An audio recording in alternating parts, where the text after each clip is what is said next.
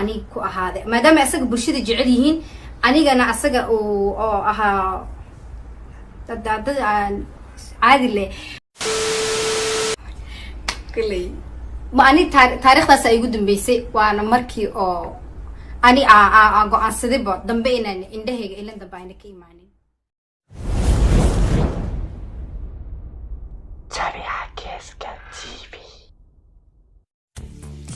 kulanti wacan oo wanaagsan saaxiibayaal halkani waa tabiyaha geeska TV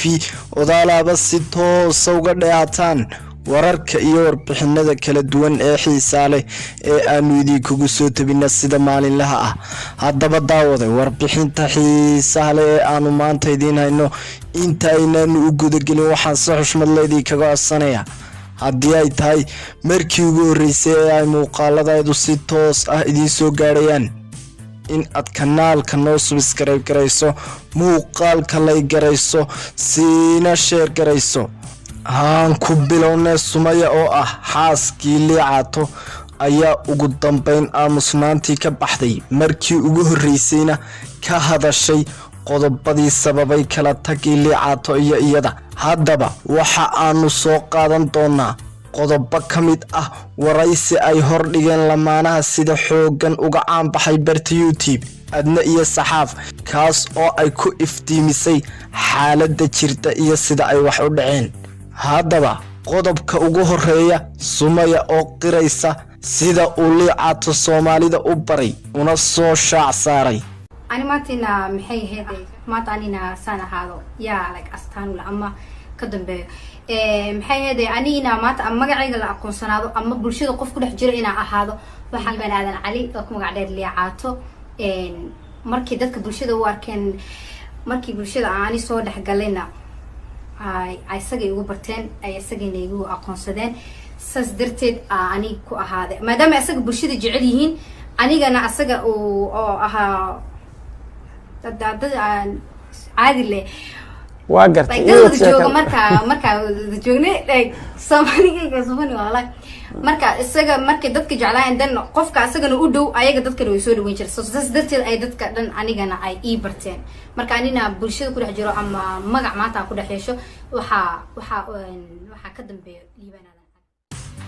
qodobka labaad ilintii ugu kululayd ama oohintii ugu xanuunka badnayd ee ay Sumaya oyday taas oo si dadban ay ugu tilmaantay furiinkeedii ay ku kala huleeleen iyada waa Sumaye iyo liibaan aadan cali oo ku magac dheer Caato in aad ciil daraadii u oydo goorma kuugu dambeeday ma noo sheegi kartaa sababtaad u oyday xilligaas markii igu dambeysay ooyo ciil daraadii u oydo waxa igu dambeysay September labadeedii saacada markeeda 4tii habeenimo maalin arbacay ahaydna aboobo way bogtaa ka waran taariikhda maalinta saacada kulli waayay haday suuragal tahay sababta ma raacin kartaa hadii kale waan ka gudbaya